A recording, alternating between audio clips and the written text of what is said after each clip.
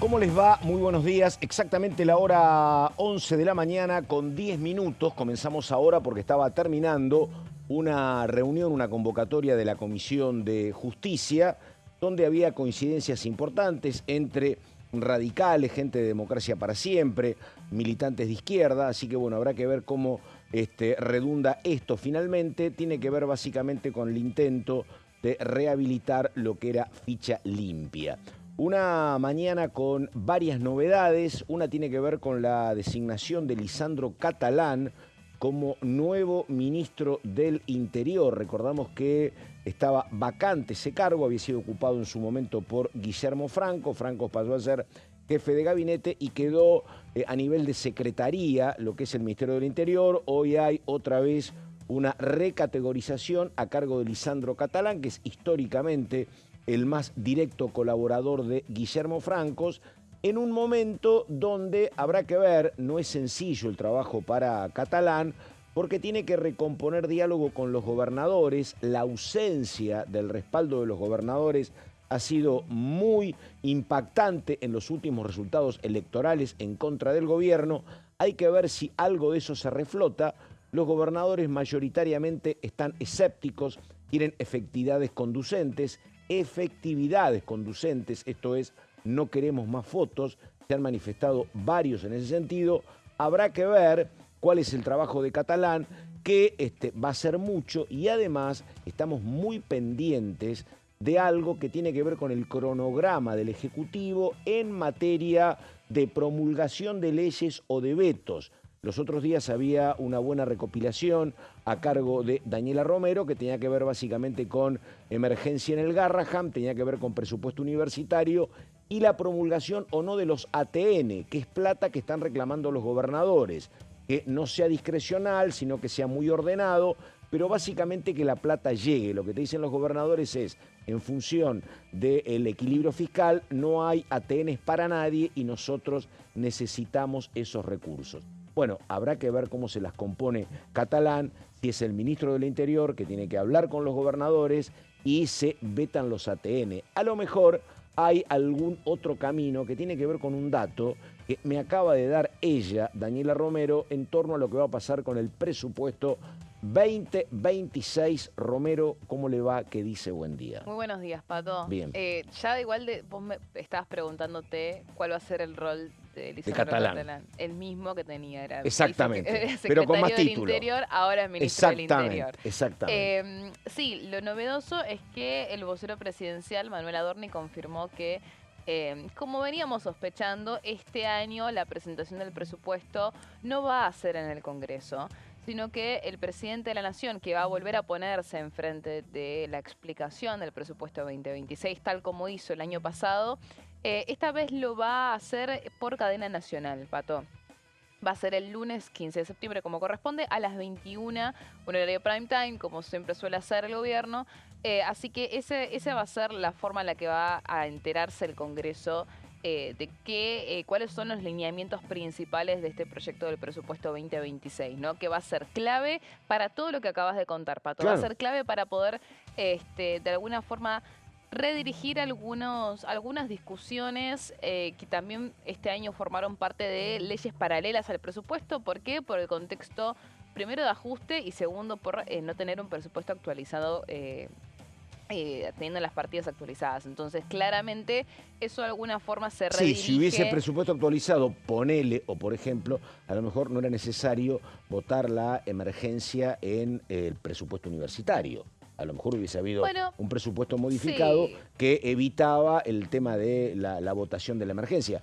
No sé si alcanzaba, pero hubiese sido un tema es que esas camino. cosas en realidad en el fondo son políticas. Y sí. Entonces, un presupuesto actualizado en términos de un contexto de ajuste como el del gobierno de Javier Milei, probablemente para la oposición no hubiese sido suficiente y hubiesen llevado a cabo iniciativas de este estilo igual.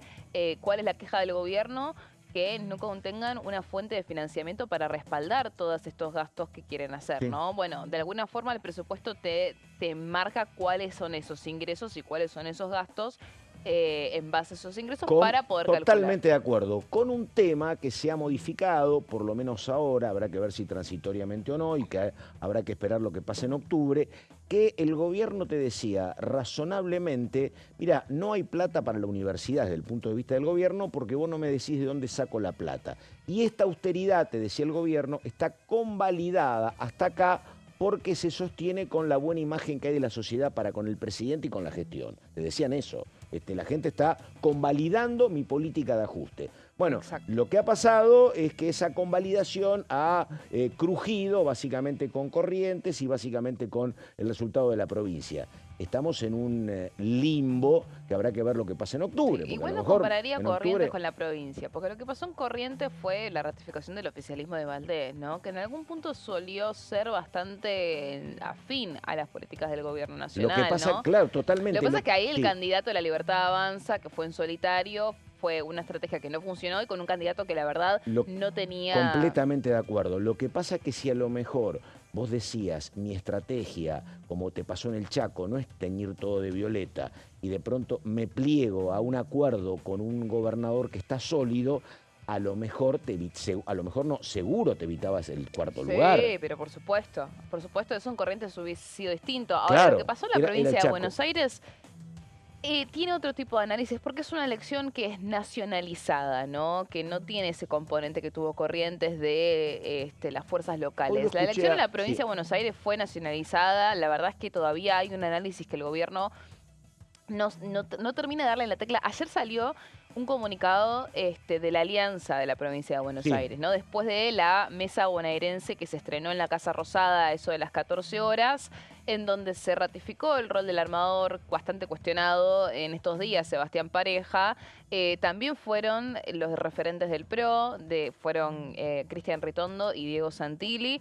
Sumaron también a los legisladores electos que fueron protagonistas de la derrota el domingo. Estamos hablando de Diego Valenzuela, claro, Maximiliano Bondarenko, también fue Ramón Lanús, en fin, fue esta mesa bonaerense, también estuvo Santiago Caputo, el asesor presidencial, que ella formaba parte de esa mesa de campaña, que salió un comunicado en el que pusieron como eje de autocrítica de por qué le fue mal a la provincia de Buenos Aires el hecho de que el kirchnerismo tenía un aparato que usó y que ellos no habían pensado que iba a tener ese alcance, y fueron a llamar a buscar a la gente que votó a otros partidos y a los que no fueron a votar, mucho hincapié en el ausentismo, ¿no? Nada que ver, o sea, con todas las cuestiones que se estuvieron hablando durante estos últimos días. Pero hay un tema, es muy interesante eso que decís, porque vos sabés que hoy lo escuché a Joaquín de la Torre. Y Joaquín de la Torre, a través de su hermano, fue partícipe del comienzo de este gobierno con su hermano menor, creo que era Pablo, integrando la conducción del Ministerio de Capital Humano. ¿Remember? Bueno, es un dirigente, Joaquín de la Torre, con origen en el peronismo, un peronismo de derecha, dice él, que después pasó por el PRO, fue ministro de gobierno de María Eugenia Vidal y que empezó colaborando con el gobierno y que compitió en las últimas elecciones con lista corta, sin casarse ni con los libertarios, ni con el PRO, ni con el peronismo. Y él decía, yo creo que el gobierno hizo una cosa que fue una decisión política comprensible, que fue cuando comenzaba la gestión, yo hago un ajuste duro, no hago un ajuste light. A mí no me importaría perder el 2025 porque yo pienso en el 2027, decía Joaquín de la Torre. Por lo tanto, y el ajuste fue muy duro, pero dice, yo no me importa el 2025, me importa mostrar resultados en la presidencial. A diferencia del macrismo, hizo una decisión que yo la entendía. Lo que después dejo de comprender es por qué es esa apuesta. Y vos sabés que haces un ajuste duro y vas a tener costos. ¿Por qué te metés a nacionalizar una campaña que la deberías haber dejado en el ámbito de las seccionales o los intendentes? Metiste a la hermana del presidente, participó el presidente, estuvo el acto de Moreno. Yo, sabiendo todos los riesgos y sabiendo que vos competías con toda la estructura histórica del peronismo, con intendentes de 10 y 15, 20 años, era previsible, pero yo no me hubiese metido. Viste, con el diario del lunes todos somos más resolutivos. Pero es la mirada de la Torre, dice, vos tendrías que haber dejado esto en el ámbito de la provincia y pensar si querés en el 26 de octubre, no nacionalizarlo. Bueno, El tema es nada. que inevitablemente se iba a nacionalizar igual. Pero hubo Lo que acá lo que- expresiones del gobierno nacional de decir, estamos bancando a nuestros dirigentes. Y es que la estrategia un poco fue pensar que la marca por sí sola representativa de Javier Milei como líder iba a ser suficiente y no lo fue. Claro. Es eso. Sí, claro. Pero claramente no. Era la elección en la provincia de Buenos Aires Claro. siempre se nacionaliza, pero bueno, la verdad es que había siempre una expectativa distinta a lo que iba a ser el resultado de la provincia, a lo que iba a ser el resultado, lo que va a ser el resultado de octubre. Ahora, lo que no se esperaba era ese margen. Claro. Ese margen Es tan que grande fue un batacazo, no se lo vio venir nadie. yo creo, junto con todo lo económico, mira, ayer hablaba con Catopodis, yo creo que tiene peso esto, porque indudablemente hay una cuestión que es, claro, hay menos inflación, tu salario vale más, pero también es verdad que tu salario vale más, pero también estás destinando más parte, más proporción de ese salario a pagar cosas que antes eran más baratas. Está bien que sean más caros porque tienen un precio real, pero vos tenés que pagar más de gas, más de transporte, más de luz y obviamente tenés menos para salir alguna noche o para comprarte otra camisa. Ese es un tema. Bueno, eso que estás mencionando es clave, porque el gobierno en estos días lo que estuvo diciendo es, estamos viendo que hay sectores, los asalariados, los jubilados, que no están sintiendo esa mejora económica que vemos en la macro. Y hacen mucho hincapié en llevar los resultados de la macro a la micro. En ese sentido, se puede llegar a pensar que puede haber algún tipo de medida que busque de alguna forma sanear eso, ¿no? Ya sea a una medida de gestión concreta o nuevas formas de comunicarlo, ¿no? Porque también hay un tema con la comunicación. Macri, ¿sabés qué hizo cuando Macri perdió las elecciones del 2019 en agosto y tenía que remontar hasta octubre, que remontó 8 puntos? Una de las cosas que hizo fue, por ejemplo, eliminar el IVA para los alimentos, por ejemplo, en aquel momento. Yo creo, a ver si escuchaste algo, yo creo que también, ¿sabes qué? Eso que decís vos, había que montar la campaña de los candidatos en la imagen nacional de Milei, que era por lejos el que más medía como dirigente. A mí me parece que en los últimos tiempos, ¿sabés qué pasó? Era un reflejo de lo que pasaba en el Congreso. Y yo creo que si Milei dice no hay plata para los universitarios, porque se puede salir de equilibrio fiscal, hay una parte muy importante que convalida. Si vos decís, che, a los gobernadores no les puedo dar nada porque se rompe el equilibrio fiscal, también hay mucho sector que convalida. Para mí lo que había era demasiada sucesión de no. No a las universidades, no a los gobernadores que te pueden quedar más lejos. Vos no tenés mucho que ver acá en Buenos Aires con el gobernador de cualquier provincia argentina. Pero cuando vos decís, no hay para la emergencia del Garrahan y no hay para discapacidad, y me parece que esa imagen cruje en algún punto. Pero bueno, son opiniones. Sí, no, y aparte el desgaste, claro, que es como parte de lo que decís vos, ¿no? O sea, es no solamente el no a qué, es la cantidad de nos. Ahora, las denuncias, los casos de corrupción te dicen que se procesan con más lentitud, pero bueno, habrá que verlo también. Sí, hay que ver cuánto de eso, yo creo que lo hablábamos un poco ayer con María, ¿no? La gente vota con el bolsillo, entonces si vos estás haciendo las cosas bien y la gente está contenta, por más caso de corrupción que tengas... María era María, si te entendí Mariano, por eso estaba pensando. No, María. Sí, claro. Entonces, claro, bueno, obviamente. hay que ver, el tema es el qué va a pasar ahora, ¿no? Si de algo sirvió la derrota bonaerense es que se dejó de hablar de todos esos casos de corrupción, eso hay que decirlo. Pero bueno, ahora está toda la expectativa puesta en, por un lado, qué va a pasar con la ley de emergencia en discapacidad. Ayer estuvimos viendo que algunos diputados empezaron a hablar de moción de censura. Judicializarse se va a judicializar. Ayer lo ratificaron en Casa Rosada. El tema es, vos la podés judicializar, pero si vos no tenés una medida cautelar, vos la ley la tenés que aplicar. Totalmente. Entonces, ¿qué pasa? En este contexto político tan delicado... Claro, la cautelar podría venir si alguien que no recibe el beneficio, lo recibe a medias, presenta una demanda... Y ahí sí podría algún juez decir que hay una cautelar hasta que se resuelva el fondo de la cosa, ¿no? Sí, a ver, tenés varias vías. En este caso estamos hablando de la vía en la que el gobierno judicializa la ley. Otra cosa distinta es si los beneficiarios judicializan que el gobierno no esté aplicando la ley. Entonces, hay que ver cómo eso se va a desenvolver en el ámbito judicial. El tema es que mientras tanto la ley vos la tenés que aplicar. Y si vos no la aplicás, también te expones a otro tipo de batalla con la oposición. Porque, por ejemplo, ayer lo vimos a Oscar Agos Bost Carreño, Sí. diputado de Encuentro Lo vi Federal, acá, sí. adelantando que ellos iban a plantear una moción de censura si el gobierno no aplicaba la ley de emergencia en discapacidad. Eso quiere decir que pueden interpelar al jefe de gabinete y con una mayoría del total de los miembros, que es la mitad más uno, no es una mayoría agravada, podrían echarlo. Entonces, no es algo que podés fingir demencia y ya está. Hoy habló también Joaquín de la Torre de eso y dijo Sí. Joaquín de la Torre, yo creo que tampoco el gobierno debería haber imaginado un cambio sustancial en el Congreso a partir de octubre. Sí tendría que trabajar muy seriamente para consolidar ese bloque de los 85 héroes. Habría que trabajar 75 ahora en bueno, realidad. sí, pero te digo pero para evitar dudas y sustos es mejor que tengas por lo menos 80 propios, ¿no? Hay que prestar Pero atención bueno, a lo que va a pasar mañana. Mañana jueves. y sí, Si se veta o no se veta la emergencia pediátrica claro. para aumentarle los salarios a los hospitales nacionales Ellos con el dicen foco que no. en el La Garrahan. gente del Garrahan dice que van derecho al veto, me dijeron a mí eso. A ver, Es la información que tienen de algunos diputados. Pero bueno, está bien.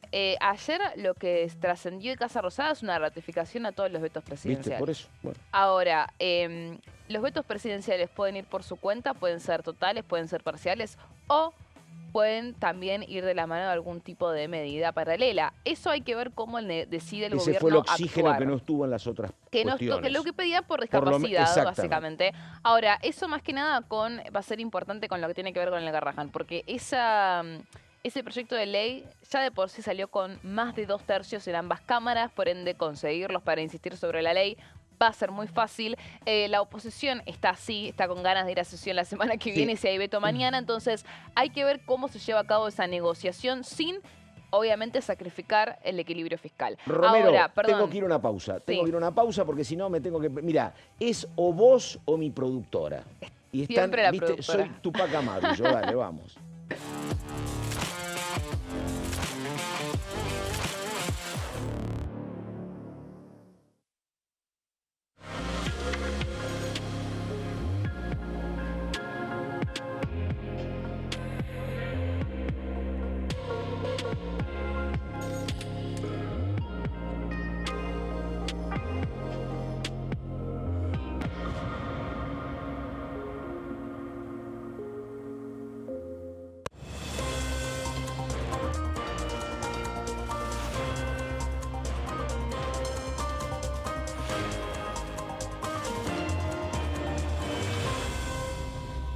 Consenso, de lunes a viernes, 12 horas.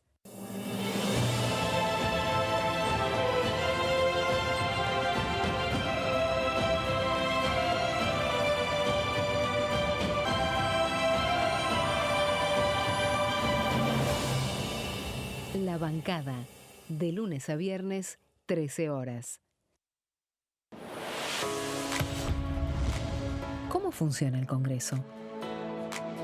Cuando un proyecto de ley ingresa a la Cámara de Diputados, ya sea presentado por un legislador, enviado por el Poder Ejecutivo o producto de una iniciativa popular, se trata primero en el ámbito de las comisiones. Las comisiones son el espacio de análisis y debate sobre los proyectos conformadas por legisladores de distintos bloques. Hay 46 comisiones permanentes que son centrales en la discusión parlamentaria, como Presupuesto y Hacienda, Asuntos Constitucionales o Legislación General. Existen también 32 comisiones especiales que tratan temas específicos. En su mayoría son bicamerales, es decir, que están compuestas por diputados y senadores, como la bicameral de trámite legislativo, encargada de analizar los decretos del Poder Ejecutivo. Para que un proyecto sea tratado en el recinto, debe contar con el apoyo de la mayoría de los integrantes de las comisiones a las que haya sido girado. Al finalizar una reunión de comisión, se dictamina sobre la pertinencia de tratar el proyecto en el recinto. El dictamen puede plantear la aprobación del proyecto o su rechazo.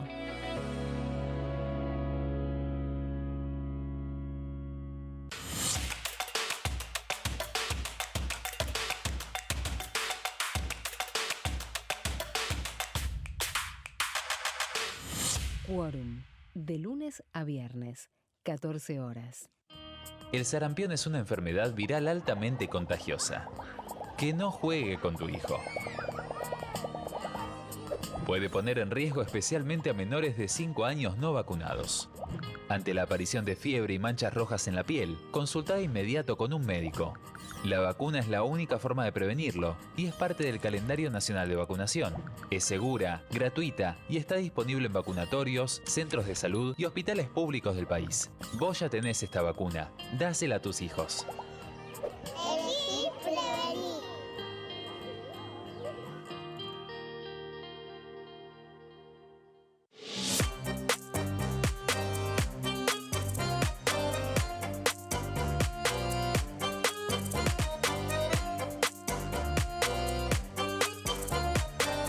Plenario, de lunes a viernes, 15 horas.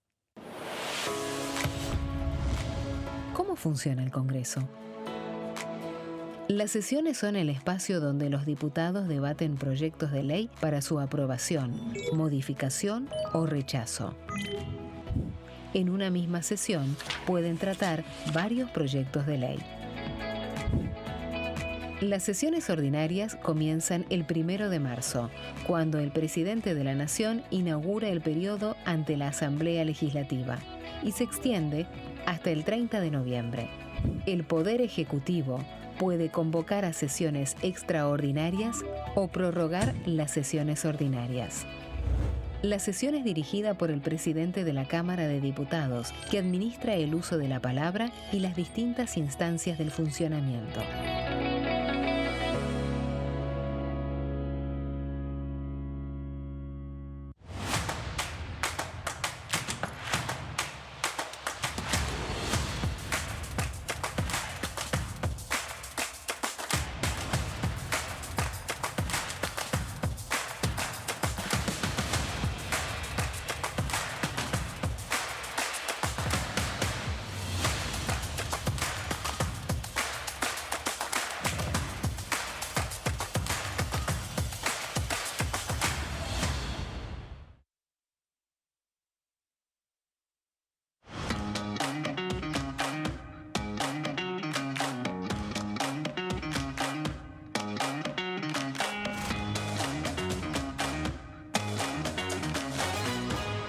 Pasos perdidos.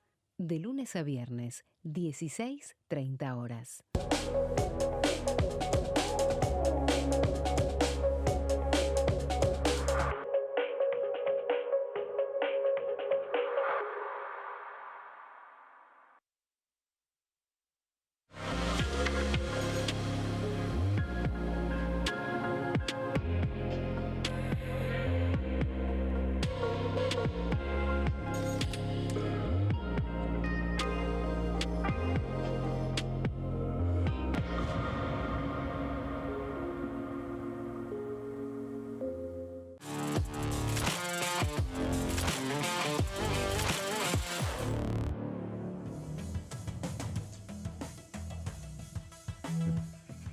Ahí estamos, 11 de la mañana con exactamente 31 minutos. Estamos con el señor Gonzalo Solabarrieta. Títulos para dentro de un ratito, Gonzalo, por favor. Bueno, se aprobaron dos proyectos muy importantes, no solamente para la provincia de Chubut, sino también para la Patagonia y sobre todo para lo que puede llegar a ser un quiebre o un cambio en lo que significa la matriz productiva en cuanto a la energía eléctrica. En este caso, porque se aprobaron dos iniciativas en la Comisión de Energía respecto al hidrógeno y a las energías renovables, Pato. Así que estaremos hablando en instantes sobre esto, también con una repercusión en el propio gobernador de la provincia de Chubut y también obviamente con la celebración del gobierno nacional respecto a estas dos iniciativas porque tienen vínculo con el RIGI. Los otros días estuve con un amigo periodista que se dedica al rubro automovilismo y me contó que en el 2026, acá nomás porque quedan 3 meses, no sé en qué momento del año que viene, pero en el 2026 una empresa fabricante de autos de origen francés, él la dijo, Peugeot, va a estar presentando en la Argentina los primeros coches eléctricos que se están fabricando por una cantidad y por una producción mayor en Brasil, pero que van a estar en la Argentina el año que viene, así que bueno, veremos. A ver, existen hoy en día en la Argentina los famosos algunos. Tito, se Sí. llaman Tito, pero son autos muy chiquitos No, bueno, sí, los que conozco, realmente tienen muy poca... No, sí, hay muy poco, sí. bueno, transitan muy poco realmente en Sí. Argentina. De hecho, estuve hablando en esta semana con el creador de esta empresa, de Sí. los Tito, y me decía que hay más estaciones de carga que autos circulando, ¿no? Por eso. Porque obviamente Pero es bueno. una materia. Y después hay una marca, Sí. sí que tiene un auto, un modelo que es justamente con la carga eléctrica, pero la realidad es que no se ve mayoritariamente. Bueno, sí, Pato, hay ¿no? un modelo Toyota que es híbrido, que Sí. es combustible. Bueno, y eso es híbrido. electricidad. Yo hablaba sí, de un por modelo pero completo, me sí. dijo, la marca francesa los está produciendo ya en Brasil y parte de la producción de Brasil viene a la Argentina el año que viene. Bueno, tengo un par de testimonios de lo que está pasando en discapacidad, pero Daniela Romero estaba empezando a hablar de un tema clave y decisivo como es la cuestión en torno a los ATN, ¿no? Sí, los vetos que se vienen Que en son- estos hay días. 3. Es Sí, mañana el plazo, mañana, ¿no? ¿sabes lo que me dijeron ayer? Mañana es el plazo para vetar lo que habíamos dicho recién, Garrahan y universidades. Pero el proyecto de los aportes del Tesoro Nacional para redistribuir los aportes de los fondos para emergencia a las provincias se vence el viernes. O sea, hay un día más para definir sobre qué va a pasar con los ATN. Entonces, eso fue calculado, o sea, realmente tiene que ver con cuándo fue remitido el expediente del Congreso al Poder Ejecutivo. Claro. A partir de ahí se cuentan los 10 días hábiles y a propósito, si bien fueron temas que se aprobaron en la misma sesión, fueron enviados en tiempo Divididos. distinto, divididos. Entonces, el gobierno va a tener hasta el viernes para el tema ATN. Empieza a abrirse el paraguas de dudas porque, bien mencionaste, hoy hubo cambios, cambios si se pueden llamar así, el secretario del Interior, Sí, ahora es Catalán. ministro del Interior, Catalán, que siempre estuvo Se ahí. formalizó el rol que tenía. Sí, que era básicamente la mano derecha de Guillermo Franco en todo lo que tiene que ver con el diálogo con los gobernadores. Esto también se da en el medio de que el gobierno estrena de alguna Sí. forma una mesa federal elegida por por determinación del presidente de la Nación, que le habilita al jefe de gabinete, Guillermo Franco, a llevar a cabo esta negociación con los gobernadores. Hay que ver qué gobernadores. Ya veníamos anticipando el otro día, Pato, que no van a ser todos, claramente, van a ser los gobernadores que son afines al gobierno de alguna forma. Y acá es cuando se pone en juego qué va a pasar con los aportes del Tesoro Nacional, porque es posible que el gobierno decida empezar a redistribuirle, devolverle los aportes del Tesoro Nacional a las provincias que son amigas, porque Y es un juego, pero obviamente en ese aspecto vas a tener alguna garantía en materia de votos y también te ganás en paralelo el empeoramiento del vínculo con los que se quedan afuera, ¿no? Bueno, pero Sí, por eso. Algunos no, algunos sí. Bueno, el tema es que justamente lo que se proponen ahora es evitar la discrecionalidad que existió siempre. Siempre existió discrecionalidad. Exactamente. Siempre había provincias que tenían que ver con algún vínculo. Quien gobernaba, en algún momento podía haber sido la provincia de La Rioja, en otra podía ser Santa Cruz, en otra podía ser Buenos Aires, donde había más ATN, efectivamente. Lo que se pretende ahora con esto es romper con esa discrecionalidad. Pero bueno, a lo mejor no se rompe y volvemos a la discrecionalidad de siempre. Bueno, es probable Claro. que haya algún tipo de gesto con el tema aportes del Tesoro Nacional. Se abre un poco el paraguas de dudas de si va a ser un veto total o un veto parcial, si eso va a ir acompañado de alguna contrapropuesta. Bueno, recordemos que en realidad el gobierno Claro. presentó una contrapropuesta de los aportes del Tesoro Nacional que logró dividir a los gobernadores Y sí. cuando se trató en diputados. Lo que pasa es que fue una propuesta que Este llegó es el escenario, tardíamente. es que el gobierno tiene que hacer algo urgente. Lo que no podés tener vos es un bloque de los 23 gobernadores más un jefe de gobierno unificado. Sí, Eso es lo eso que te que pasa. vos estás mencionando es clave porque lo que Claro. decían ayer en Casa de Gobierno es lo siguiente. Se terminó, o la idea es terminar con la etapa de patear y Claro, y dilatar y obviamente. postergar. Porque nosotros vimos que todo el año la estrategia del gobierno siempre fue, bueno, damos esto, pero en realidad porque queremos ganar tiempo. El queremos ganar anuncio en tiempo. discapacidad, está bien, Claro, sí. todo era ganar tiempo, ganar tiempo. Ahora están en un momento que, a ver, les quedan 44 días para la elección de octubre. El momento ahora es de resolver y empezar a claro. hacer medidas concretas que tengan una solución inmediata, ¿no? Sí, Dejar de Que estar yo nunca proponiendo supe cosas si para lo de patear. dilatar es porque no tengo el más mínimo recurso, o porque no gestiono, o porque no me interesa, o porque creo que no importa. Pero efectivamente la no gestión era un tema que en algún momento se terminaba. Digo, es como cuando vos decís, che, vos me decís que hay en discapacidad hay centenares de miles de certificados truchos. Bueno, ¿cuáles son? Claro. Vos me decís que en el Garra Jamaiñoqui. Bueno, decime cuáles son. Porque si vos lo vas pateando y los números no están, bueno, llegan los momentos de los vetos, y reiterar con los vetos, pero bueno. Y aparte es un desafío ahora, después de Claro. haber estado 2 años dilatando definiciones.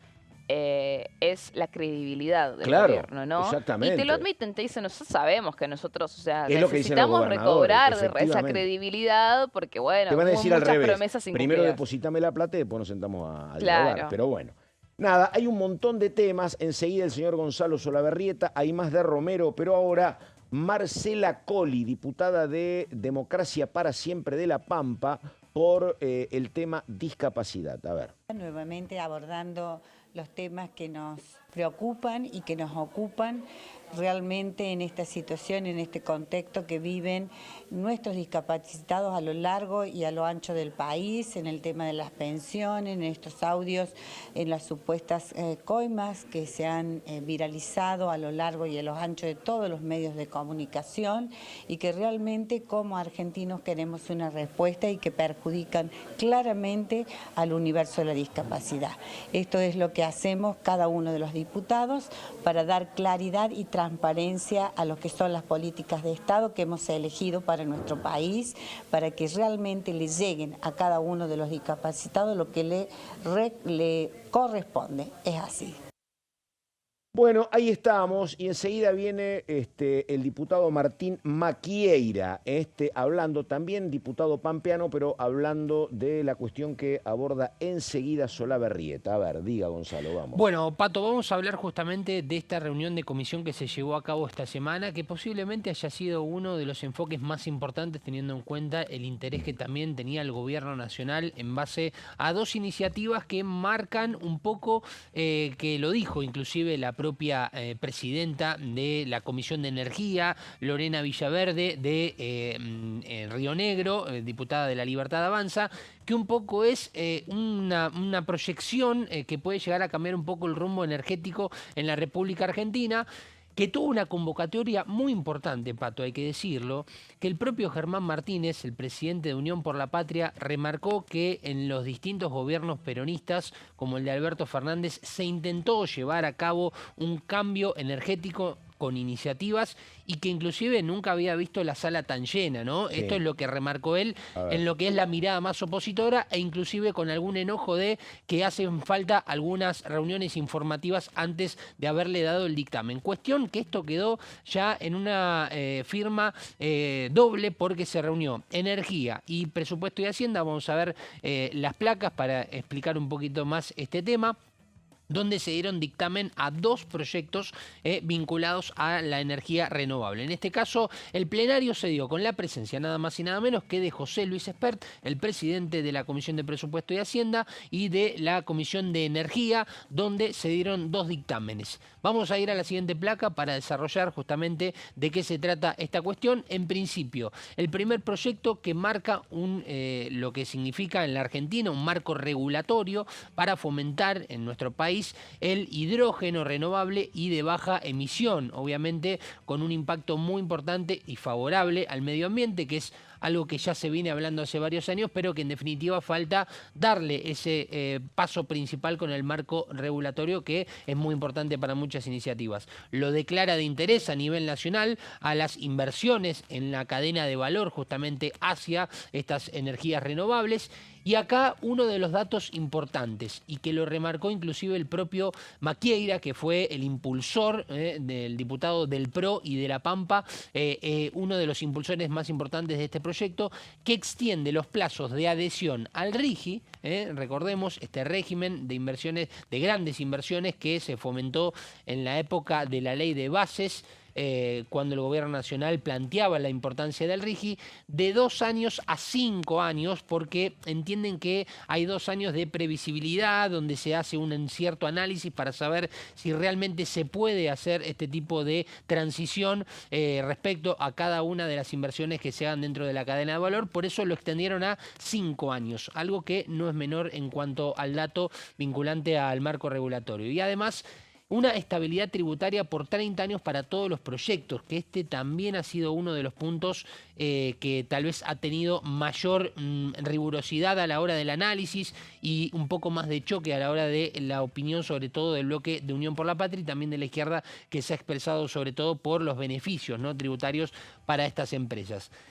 Bueno, y después el otro proyecto es justamente la prórroga de la ley Guinle, que recordemos se puso este apodo y se nació. Es un histórico senador santafesino de nacimiento, vecino mío, pero históricamente trabajó en Chubut durante mucho tiempo y fue senador por esa provincia. Y es el autor de esta ley, la ley Guinle, efectivamente. Un gran jugador de básquetbol. Mirá vos, no Sí, tenía usted. ese dato. Sí, Decía señor. el apodo Vamos. porque justamente se le puso este nombre. El Y es una...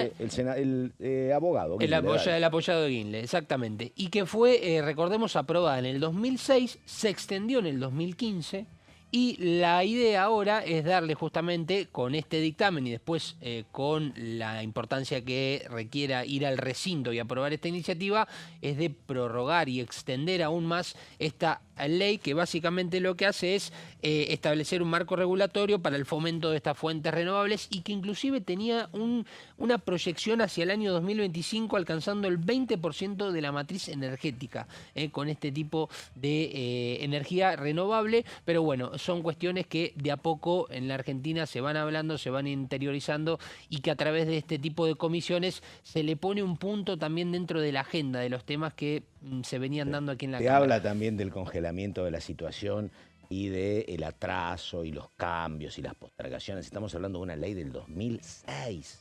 2006. 20 Esto es muy años. importante. 20 años, Sí, sí, ¿me sí. entendés? Y ahora estamos hablando de trae. Es decir, la falta de políticas de Estado en la Argentina en materia de política energética, por ejemplo, ha sido notable. Y que fue, y fue prorrogada en 2015. Sí, por y otra eso. vez ahora se le busca Sí, dar otra por prórroga eso, más. Pero ¿Sí? así que bueno, qué sé yo. Esperemos. Es poner todos los días un ladrillito, pero y esperar que el tiempo pase. Y lo más difícil, ¿sabés qué es? Es encontrar alguna continuidad en materia de política económica. Acá están planteando seguridad jurídica y política económica que se sostenga por 30 años. ¿Qué es lo que debería pasar? Sí. ¿Qué es lo que pasa no en Noruega o en Finlandia? Te pasa en Chile, te pasa en Uruguay, te pasa en Brasil. Acá no ha habido jamás la más mínima continuidad, salvo, ponele vaca muerta un poquito, pero si no, no ha habido continuidad de políticas de Estado nunca. Y bueno, así estamos. Bueno, Vale. y lógicamente que esto es un tema, si nos metemos en el rubro empresarial, que obviamente no es tan fácil el hecho de pasar a las energías renovables, entendiendo que hoy tenemos un sistema, ya de por sí, Pato, cuando vamos a la estación Y de está servicio, todo discutido eso, está sí. todo muy discutido, exactamente, pero bueno, evidentemente de acá a unos años haya algunas modificaciones, esperemos en este sentido. Por ahora son todos los sectores empresarios, son todos muy petroleros. Bueno, por ahora. eso mismo digo, es un tema Sí. que hay una Claro, puja ahí sí. también empresarial muy No- importante. No seduce tanto. No Dale. seduce tanto, Sí. exactamente, y es muy difícil cortar con algún tipo de negocios que hoy conocemos como lo normal que decimos, ir a cargar nafta, ¿no? Y además es Básicamente. menos caro. Sí. Bueno, Dale. este proyecto fue presentado, la prórroga básicamente de esta ley Guinle, que decíamos recién, por la diputada Ana Clara Romero del PRO, representante de la provincia de Chubut, y ahora te voy a comentar también la repercusión que ha tenido en Chubut esto, que según lo que menciona el propio gobernador, Chubut concentra más del 60% de la Sí. potencia eólica instalada en el país, inclusive hizo eco, que esto a ver, no Dale. suele pasar.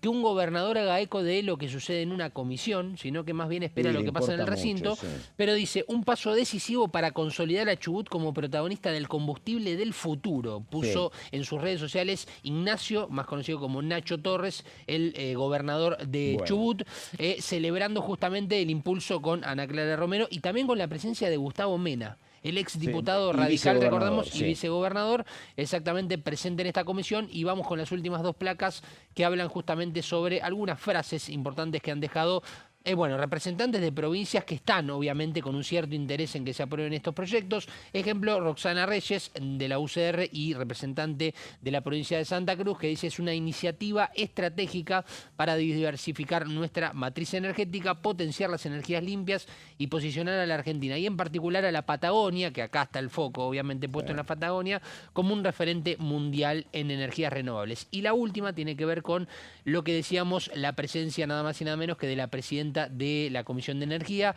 la diputada Villaverde de Río Negro, de la Libertad Avanza, que lo que dijo es básicamente al comienzo de la sesión, es que el hidrógeno no puede ser una moda, debe ser una política de Estado. Las energías renovables requieren de una reglas claras y previsibilidad que la potencien. Muy bien, caballero. Vamos, por favor, ahora a lo que dice Martín Maquieira, diputado del PRO de La Pampa, sobre este tema. A ver.